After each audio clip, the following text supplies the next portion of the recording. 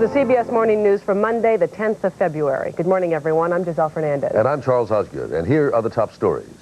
The U.S. Air Force launches Operation Provide Hope, an airlift of food and medical supplies to the people of the former Soviet Union. Favorite son Tom Harkin looks for a big victory in today's Iowa caucuses. It's the first chance for the voters to be heard in Campaign 92. Austria is off to a fast start at the 16th Winter Olympic Games. Patrick Ortlieb, the first man down the mountain, wins the gold medal in the Olympic downhill race. And on the weather map, more heavy rain will soak the lower valleys of California today, and snow will pile up across most of the mountain ranges. A mixture of light rain and snow will move across the Midwest. For the next 2 weeks, American planes will airlift millions of tons of emergency supplies to the former Soviet republics. The first Air Force C-5 cargo planes took off this morning from the Rhein-Main Air Base in Germany. A total of 54 flights will carry food and medical supplies, some of it left over from the Persian Gulf War, to 22 cities in the former Soviet Union. It's just a small fraction of what is needed, but more than welcome during a harsh winter. Japan is also making a contribution, but a limited one. As Bill Whitaker reports, Japan won't give more than short-term emergency aid until an age-old dispute over land between the two countries is resolved. This plane load of emergency food and medical supplies was loaded up in Tokyo this morning, then took off for the city of Khabarovsk in Far East Russia. Sunday, this shipload of supplies set sail from Niigata, Japan, for the Russian port of Vladivostok. It's the first phase of Japan's $52 million contribution to the international Russian relief effort. Over the next few weeks, emergency shipments will be sent from 3 Japanese ports to 3 cities in eastern Russia. The Japanese government says it's giving this aid because the need in Russia is so great this winter. But unlike other wealthy industrial nations which also are giving long-term economic assistance, Japan strictly is limiting its contribution to immediate humanitarian aid.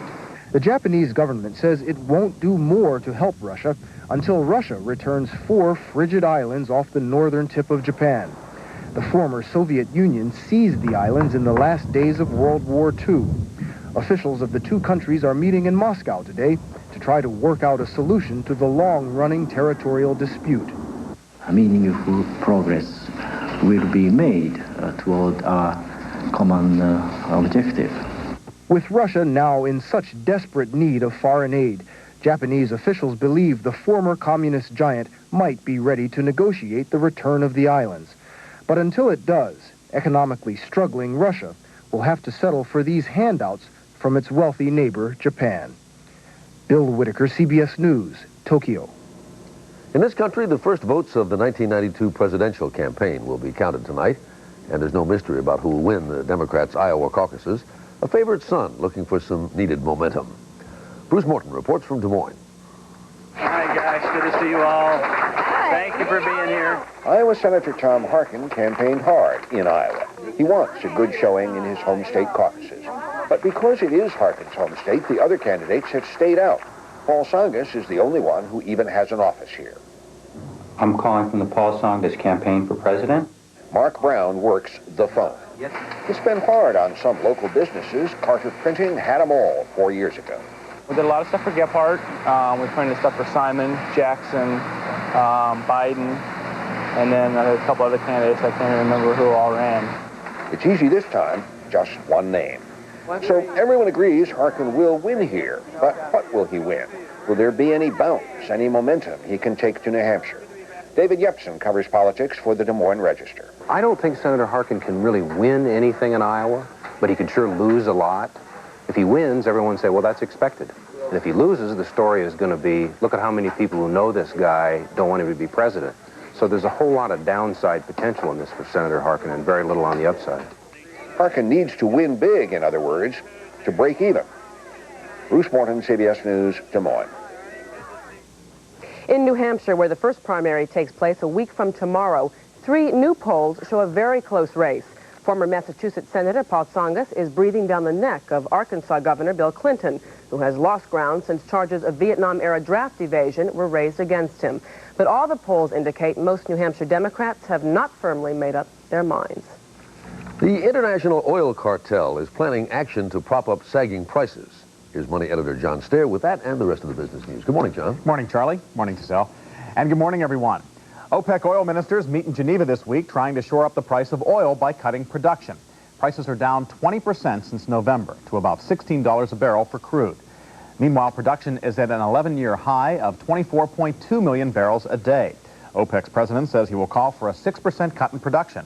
But as previous OPEC meetings have shown, a quick consensus is unlikely. Let's take a look at what's happening on the financial markets today. First of all, in London, stock prices were a bit lower in early trading. In Tokyo, the stock market closed lower as well. The Nikkei index dropping better than 287 points. That's a decline of more than 1.25%. Wall Street opens today with the Dow Jones Industrial Average at 3225. The index dropping more than 30 points on Friday after that gloomy employment report and no action by the Federal Reserve to cut interest rates. The Standard & Poor's index of 500 stocks closed at 411.09. That was down 2 3/4 points. The Big Board Composite Index was also lower, down better than 1 1/4 at 227.65. Losing issues outpaced the gainers on Friday, 977 to 702. On the bond market, 30-year treasuries were yielding 7.75% at a price of 102 and 26 seconds in late trading. That was up about 3 seconds on Friday's trading day. And the price of gold opened in London this morning at $3.55 an ounce. That is unchanged from Friday's close in New York. Now let's take a look at what's ahead this week. On Thursday, the government is out with retail sales figures for the month of January, but Friday's the big day. That's the day we get the Producer Price Index for last month, and we'll also get figures on industrial production. And that's this morning's business report. Charlie, Giselle? John, you think we might get some action yet on interest rates? The Fed didn't do it Friday, but... Well, as always, I would have to say I don't know. But a lot of people are beginning to think that the Fed might be looking at cutting interest rates. If you take a look at that big cut in December 20th was a day that interest rates were cut a full percentage point. Not really a whole lot has happened from that. The housing market has improved a little bit. People are having a little more cash flow because they've refinanced their mortgages. But it hasn't started to spur the economy. Alan Greenspan said last week that he's not ruling out cutting interest rates again to spur the economy. That may be a sign, if you're reading between the lines, that a cut is coming soon because there's no indication the recovery has begun. The stock market certainly liked it that day, didn't it? The stock market liked it that day, and the stock market will like it again if it happens again. We're just going to have to wait and see if the Fed decides to try to spur policy again. Thank you, John. All right, just ahead, rainfall in California on the nation's weather map. And in sports, Rote will highlight what may be Magic's last pro basketball prize. In his case, HIV also stands for he is valuable.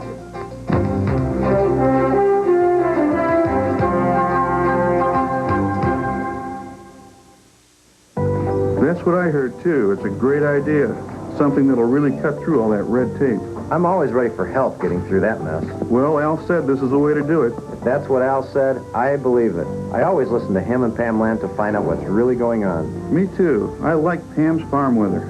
Sounds like you're hooked on Ag Day. It's the only way to get my day started. Where else can you get help in taking on those big guys and winning? You got that right.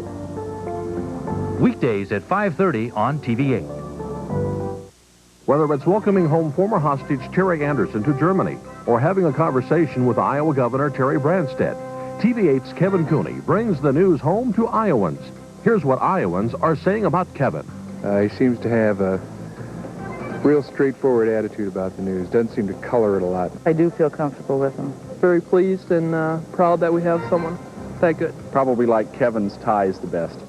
Kevin Cooney, another reason why TV8 is Iowa's news leader.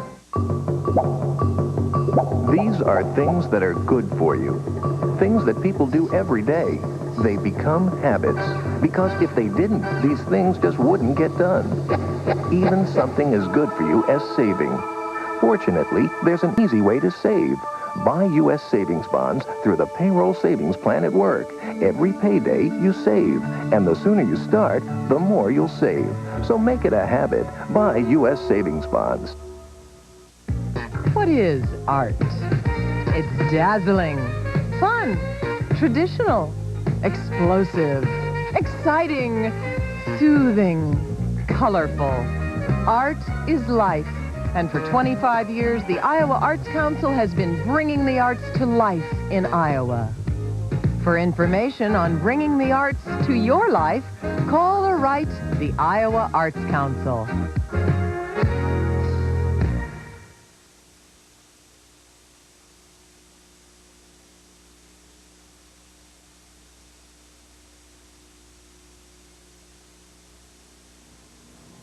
Military officials today are investigating the second crash of a military aircraft in a week, this one in Florida. 4 Marines were reportedly killed when their helicopter crashed Saturday at a naval air station in Jacksonville. Their bodies still have not been recovered from the wreckage. Thursday, a military training plane crashed in Indiana, killing 16 people. In New York City, a Boston doctor made an unexpected emergency call, crash landing his small plane on an expressway near LaGuardia Airport. Dr. Ronald Kaplan is in critical condition this morning, but he's being praised for steering his crippled plane past hundreds of homes in Queens yesterday to land on an expressway ramp. No one on the ground was hurt. Turning to the weather map, the latest satellite picture shows a thick cloud cover over the entire west coast. Just about all of California is getting either rain or snow. It's clear across the south, but skies are gray from Missouri to Michigan. Later today, those Midwestern clouds will produce a mixture of light rain and snow as colder air moves in from the northern plains. The east coast and the deep south will be dry, but the Pacific coast will be wet. Look for more heavy rain to soak the valleys and deserts of California, but up across the mountains, 1 or 2 feet of snow is expected. That's the national forecast. Now here's a look at your weather. New York City will have a sunny day, 30 degrees. Chicago, light snow and 34. Miami, partly cloudy and 70. Dallas, sunny and 58. Denver, partly cloudy and 47. Los Angeles, rain and 59. So far this season, more than 8 inches of rain has fallen in Los Angeles, with more of it due today. In sports this morning, the emphasis is on snow and ice. Here's Rock Road. Good morning, Rock. We understand we have medals coming in quickly this time around. Yes, we do. Unfortunately, right now, they're not going to the Americans. The 16th Winter Olympic Games are now in full swing. The first full day featured the men's downhill. A.J. Kidd, America's main hope for a medal in this event, going over the treacherous course. Good form. Kidd goes airborne over the bumps, but not quite good enough. Kidd was in 8th place as he crossed the finish line. He wound up in 9th place. The race was eventually won by Austria's Patrick Ortlieb, the first skier out of the chute yesterday, but a comparative long shot in the event. The U.S. hockey team got off to a better start, but not before getting a scare from the underdog Italian team. Yankees tied it up to start the third period. Then after a pass from Ted Donato, Steve Hines fires the winning goal into the net. The Americans then piled it on to win going away 6-3. In pairs figure skating, American champions Kalle Urbanski and Rocky Marvel were going good until a double axel didn't end quite the way they'd planned it. Marvel almost fell and brushed the wall. They finished 7th, but the freestyle round is still ahead, and they still have an outside shot at winning a medal. In a few hours, we'll have more figure skating for you, singles and pairs, and also speed skating with America's Bonnie Blair, the favorite in the women's 500, as our coverage of the Winter Games continues. Back in the United States, they play the NBA All-Star Game every year, but never like this. Magic Johnson had his long-awaited return to the court, and it was pure magic, winding up his most valuable player. It was all magic right from the introductions as Magic gets a big hug from old rival Isaiah Thomas. It wasn't long before he showed that having the AIDS virus hasn't affected his shot, but Magic, who finished with 25 points, really found the groove in the fourth quarter, leading the West to a 153-113 blowout, a three-pointer, then another, and finally one more. What a way to end a game and an NBA career. Magic agreed. One more time. It was Jordan and myself, Isaiah and myself, and then you get a chance to return the favor, and it was great, especially when it went in. It was really, I mean, that was my ending there. That was it. That was my dot. It's over. Well, not quite. Magic will be going for the gold in the Summer Olympics.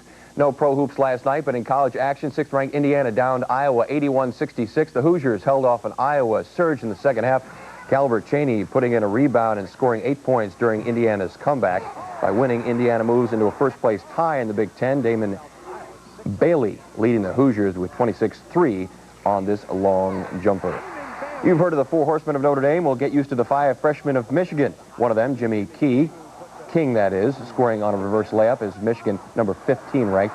5 freshman starters down in the Irish, 74-65. Ray Jackson scoring on a reverse slam as the 5 freshmen scored all of Michigan's points. 12th ranked Missouri downs Oklahoma 99-92 on the Sooners' home court, sending them to their 5th straight conference loss at home. Missouri got strong rebounding from Jamal Coleman. Coleman and Anthony Peeler scoring 23 of the Tigers' last 30 points. Peeler sinking a long one as Oklahoma wins going away. Other top 20 college hoops, Arizona beats California, Nevada Las Vegas tops Long Beach State. Finally, in tennis, Jim Courier becomes the world's #1 tennis player in the ATP computer rankings today. But yesterday, somebody forgot to tell Michael Chang that. Courier will be the first American since John McEnroe to hold that ranking. But in the final of the Volvo San Francisco tournament, it was all Chang. Chang, ranked number 16, had Courier's number, winning in straight sets 6-3, 6-3. And that finally is sports. Coming up later this morning, Greg Gumbel and Harry Smith with more coverage of the Winter Olympics. I'm rocking that sports for now. Giselle, Charlie? See you later. Still ahead, we'll review the top stories on the CBS Morning News. And Regina Blakely will report on Mike Tyson taking punishment in the witness chair as his trial heads toward a conclusion now.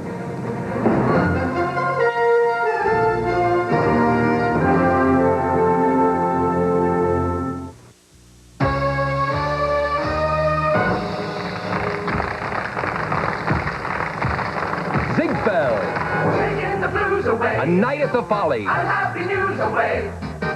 If you are blue, it's easy to shake off your cares and troubles. Ziegfeld, a night to remember. KCCI TV8 presents Ziegfeld at the Des Moines Civic Center Saturday, February 15th. Call 243-1888 for tickets.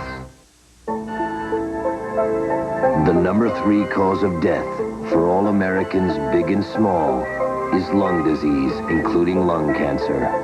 Lung disease doesn't kill quickly. Its victims just fade away. The number 1 cause of hope for lung disease is the American Lung Association, but they can't live on hope alone. Are we coming in loud and clear? The American Lung Association. It's a matter of life and breath.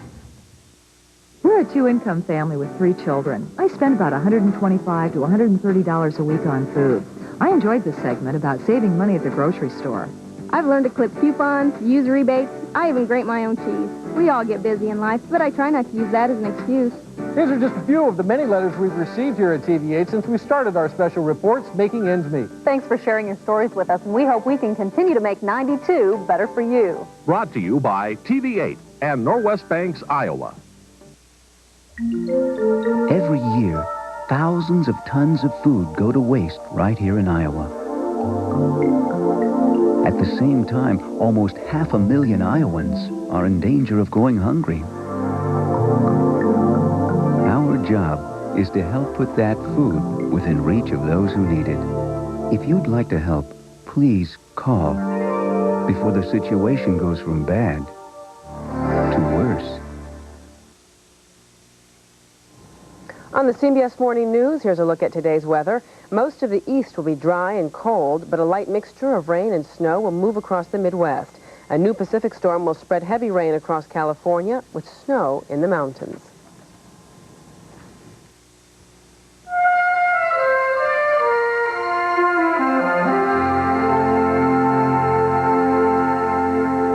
Here are this morning's top stories. The U.S. Air Force begins airlifting emergency supplies to the former Soviet republics. The first of 54 flights to 22 cities left this morning. And in the first electoral test of 1992, favorite son Tom Harkin looks for a big boost from tonight's Iowa caucuses. In Indianapolis, former boxing champion Mike Tyson faced his toughest fight yet in court Sunday. Prosecutors tore as many holes as they could in Tyson's account of what he called consensual sex between himself and a Miss Black America hopeful. As Regina Blakely reports, closing arguments begin today in a case that could put the fighting legend in jail for 60 years. Yesterday wasn't such a good day for Mike Tyson, the prosecution sending punch after punch to discredit his testimony. Tyson has told jurors he used explicit language to make it clear to his 18-year-old accuser that he wanted to have sex with her. But when the prosecution asked why he hadn't told the grand jury that same thing last summer, Tyson claimed he was interrupted. The grand jury court reporter was called to the stand to play an audio tape of that testimony. The jurors heard no interruption. I said, I want to be me and you. I want to be with you alone. I said, I want you. Several contestants, including the reigning Miss Black America, were also called to the stand to dispute allegations that the accuser had talked about Tyson's money and made lewd comments about his body. And jurors got some insight into the accuser, watching excerpts of her performance in the pageant. Some defense witnesses had testified earlier that she continued to participate in the pageant after the alleged rape and showed no signs of distress. Closing arguments are set to begin this morning, and jurors are expected to begin deliberations this afternoon. Regina Blakely, CBS News, Indianapolis. There have been dueling demonstrations in Moscow for and against the reforms of Russian President Boris Yeltsin. On one side yesterday, hardliners demanded a return to communism as they shouted anti-Yeltsin slogans and waved the old Soviet flag. Meanwhile, outside the Russian Parliament building, the crowd waved Russian flags and cheered for Yeltsin's reforms. Police kept the two demonstrations apart. White House officials say they're confident Iraq's President Saddam Hussein is losing his hold over his country. But the White House is doing little to stem reports of possible military action against Iraq. And in fact, President Bush is being accused of leaking those reports. Randall Pinkston has the story. The president, returning from Camp David, didn't want to talk about the new reports, but Democratic presidential candidate Bob Kerrey, a member of the Senate Intelligence Committee, said he was surprised by the leaks. But I've not received any information from the administration. I get suspicious when they inform the Congress that something is going on and then leak the information to the press. Other administration officials also refused to comment on the press reports of covert action or whether CIA Director Robert Gates' current talks with Mideast leaders are aimed at the Iraqi leader. Well, we think the embargo is working pretty well. We think that eventually the people in Iraq will recognize that they ought to have another leader, and they'll take the appropriate action. But Saddam Hussein's continued survival is a source of irritation for the administration. Intelligence experts predict pressure against Iraq will continue to be stepped up. These pressures should lead to a change in government, and I think they want to keep those pressures on. Saddam's continued survival mars President Bush's claim to total victory in the Persian Gulf War. Democratic presidential candidate Bob Kerrey charges that Mr. Bush will be embarrassed if Saddam has a job in November, while 8 to 9 million Americans don't. Randall Pinkston, CBS News, the White House. At the age of 83, the former U.S. Senator from Arizona, dubbed Mr. Conservative, exchanged wedding vows for the second time. Barry Goldwater was said to have lost a bid for the presidency in 1964 to Lyndon B. Johnson because he was an extremist. Well, yesterday, in his Scottsdale home, he married healthcare manager Susan Welcher. She is 51 years old. The couple will honeymoon aboard the Queen Elizabeth II later this month. Extremism in defense of matrimony is no sin. This is the CBS Morning News for Monday, February 10th.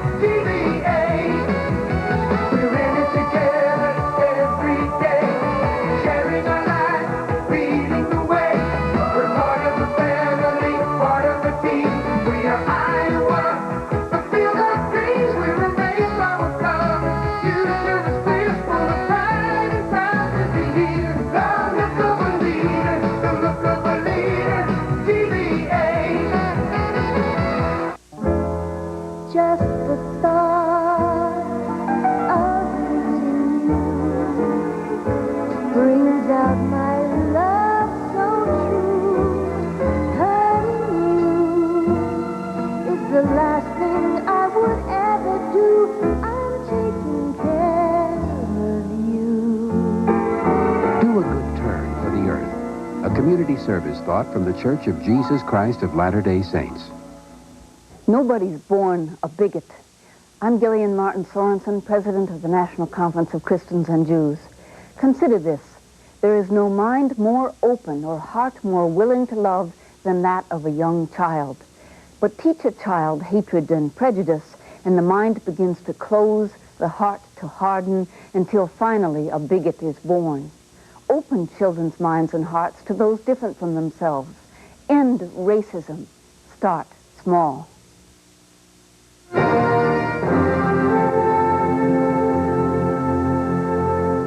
A government study of court and police records in 17 states shows that nearly half the felons released on probation in 1986 were arrested again for serious crimes within 3 years. The Justice Department says it conducted the study to give state judges feedback on what happens to criminals they sentence to probation instead of prison. As we reported earlier, the presidential candidates are in the last full week of campaigning for the New Hampshire primary. The Democratic race is predictably difficult to call, and as Eric Engberg reports, there's a surprisingly heated battle on the Republican side. The New Hampshire forces of Bush and Buchanan spent the weekend in bitter exchanges. Amid clear signs, their competition has split the state's conservatives so thoroughly the White House cannot count on a convincing win. The main battleground was dinner in honor of Ronald Reagan, controlled by Bush supporters who were ready with a made-for-politics video. I believe that the experienced leadership of George Bush is our best hope to build a stronger America. Buchanan, before a crowd filled with noisy supporters, also laid claim to the Reagan legacy. When he came to Washington, he buckled on his sword, and he went out and fought from day one for what he wanted. He did not wait until March 20th of his 4th year in office. Bush surrogates, including ex-Chief of Staff Sununu and HUD Secretary Kemp, held a news conference to claim that Buchanan has excommunicated himself from the right. In fact, if you're any further to the right than this group, you're on the left. And that's where Pat ends up, it seems to me. Kemp, who had to apologize to the president last week for saying his new economic policy contained gimmicks, said he now backs the policy. But Buchanan was ready with a needle. I thought you were under protective custody, Jack. How many times have they taken you to that White House woodshed, my friend? The gloves have come off as the two sides have detected a volatility in the electorate. Said one White House strategist last night, eyeing the period between now and Election Day, 10 days is a long time up here. Eric Engberg, CBS News, Manchester, New Hampshire. And finally this morning, paraplegic Brian Van Leeuwen has never let the fact that he's in a wheelchair slow him down. He plays tennis, he skis, and now he is a bungee jumper. In Albuquerque this weekend, the 28-year-old Van Leeuwen was lifted 150 feet in the air and rolled off the platform. Well, one good bounce deserves another. Van Leeuwen says he can't wait to do this again. And that is the CBS Morning News for Monday, the 10th of February. I'm Charles Osgood. And I'm Giselle Fernandez. Have a great day. And stay tuned now for the CBS coverage of the 16th Winter Olympics with Harry Smith and Greg Gumbel. We'll see you tomorrow.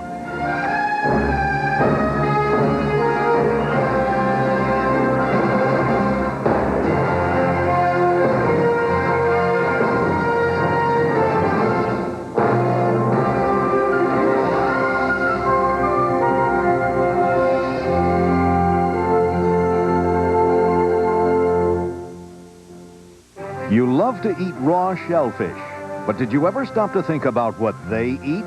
We'll tell you tonight on the CBS Evening News with Dan Rather. Yeah? Take a look every night at the issues that affect you every day. Eye on America, only on the CBS Evening News with Dan Rather. This is CBS. Hello, my name is Anna. I'm a foreign exchange student from Sweden.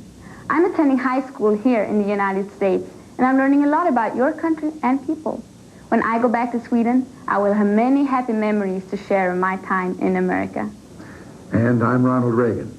As president, I believe that the best way to achieve peace in the world was by getting to know other world leaders face to face. Only through personal contact can we get to know the hopes and aspirations of other peoples and their cultures. I would like to invite you to become a host family for the American Intercultural Student Exchange. By taking a high school exchange student like Anna into your home for a school year, you too can help the cause of international understanding.